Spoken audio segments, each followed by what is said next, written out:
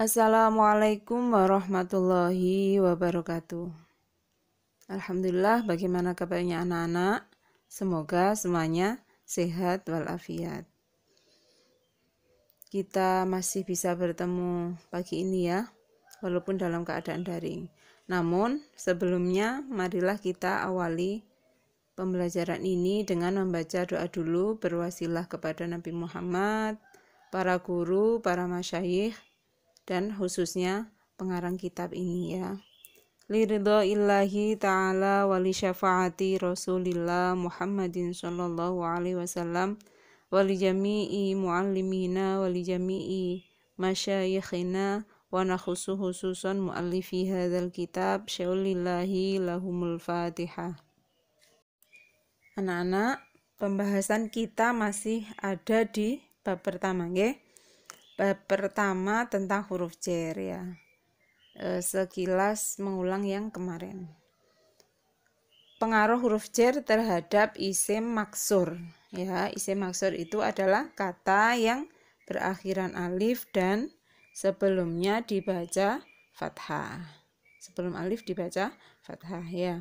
Nah, bagaimana kalau isim maksur tadi ya? Isim maksur tadi itu merupakan kata tunggal ya.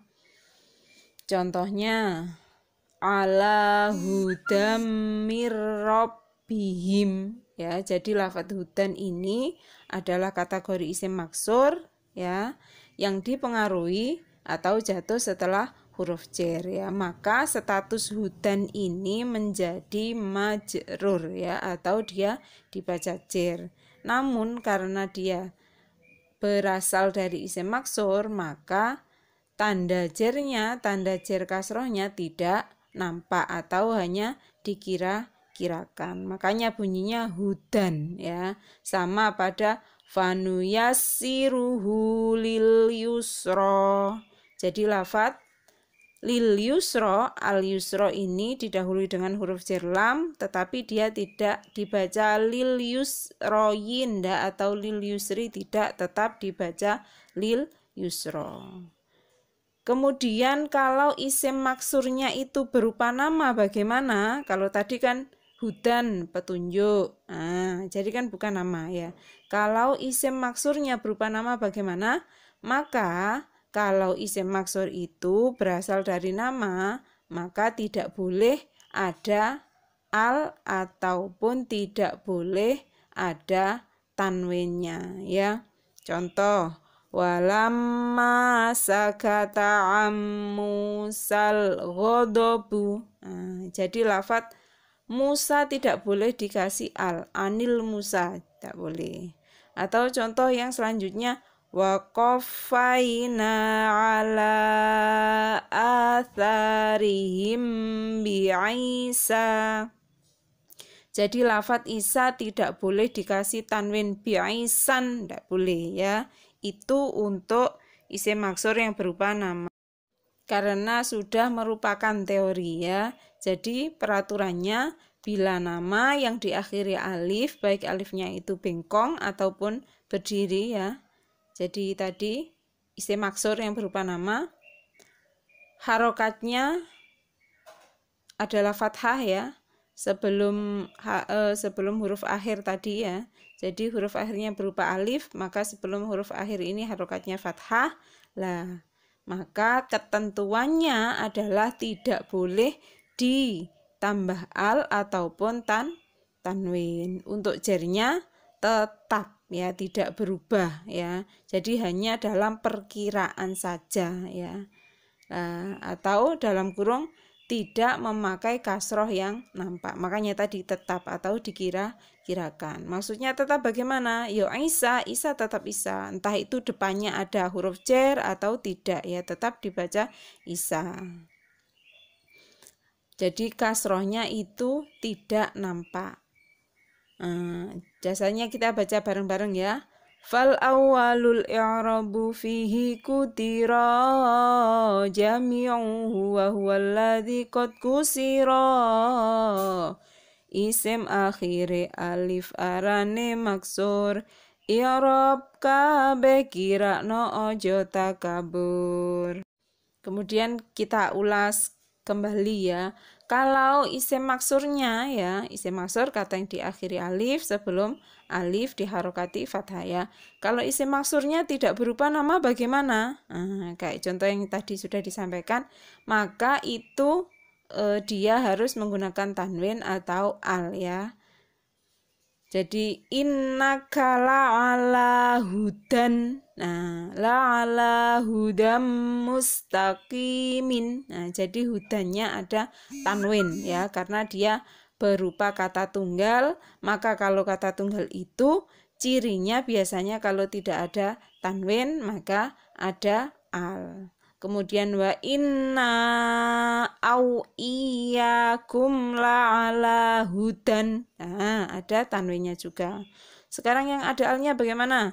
Fanu yassiruhu lil yusro. Nah, ada alnya pada lafadz al yusro atau pada lafadz yusro ada alnya. Jadi sebelum lam ada al kemudian yusro. Bil busyra qalu salaman. Nah, pada lafadz bil busyra ya ada alnya al busyra ya. Jadi bi huruf jar kemudian al kemudian lafadz busyra. Nah, karena dia kategori kata tunggal maka salah satu dari al atau tanwin ini harus dimunculkan. Sekarang kita review teori atau dasar yang sudah kita pelajari ya. Ayo, dasar huruf jar. Haka hurufal jarri wahya min ila hatta kholaha sya'ada fi an'ala mudmundu rubbalamu kaiwa wata wal kafu wal bawala ala wa mata. Huruf jar iku rupane min lan ila hatta kholaha sya'ada fi an'ala muzmundu rubalam lan kaiwa wulan ta ugo kaf lan ba lan la lan mata. Kemudian dasar yang kedua, hukum daripada huruf jar. Wa kullu harfin mustahiqun lil bina wal aslu fil mabni ayu sakana. Kabeh huruf iku hukumi mabni sukun tadi tondo asline mabni. Sekarang kita baca dasar yang ketiga ya, terkait dengan pengaruh huruf jar pada kata setelahnya, maka kata itu akan dibaca kasroh. Dasarnya farfa bi dhammin wansiban fathan wajur kasron ka dzikrullahi abdahu yasur wajzim bi taskinin wa ghairu madzukir yanubunahu ja'ahu bani namir. Rafa dhammana safhata jazm syukur jar kasroh dzikira ing Allah kang tekun. Rafa dhammana safhata jazm sukun jar kasroh dzikira ing Allah kang tekun. Teori yang keempat tentang pengarah huruf jar pada isim maksur, baik itu nama maupun bukan nama ya, maka isim maksur ini akan dibaca tetap ya, maksudnya jarnya itu dikira-kirakan tidak menggunakan kasroh yang nampak. Kita baca dasarnya nggih. Fal awalul i'rabu fihi kutira jami'uhu wa huwa alladhi qad kusira. Isim akhiri alif arane maksur i'rab kabeh kirakno ojo takabur. Anak-anak, alhamdulillah pertemuan kali ini cukup. Saya mohon maaf bila ada salah dan khilafnya ya. Pesan saya untuk lebih mudah mempelajarinya ya, maka teori-teori nadhum daripada teori-teori ini bisa dibaca sesering mungkin ya, agar mudah ingat ya, atau dengan sendirinya akan ingat ya, tanpa kita menghafal ya, karena sering dibaca ya. Daripada anak-anak nyanyi-nyanyi yang enggak berguna ya, nyanyinya bisa diganti dengan tadi ya, menyanyikan teori daripada huruf jer ya. Untuk versinya bisa dibuat sendiri ya. Oh, aku kepingin lagu ini ya, kepingin versi ini boleh ya. Itu saja. Ilaliko. Assalamualaikum warahmatullahi wabarakatuh.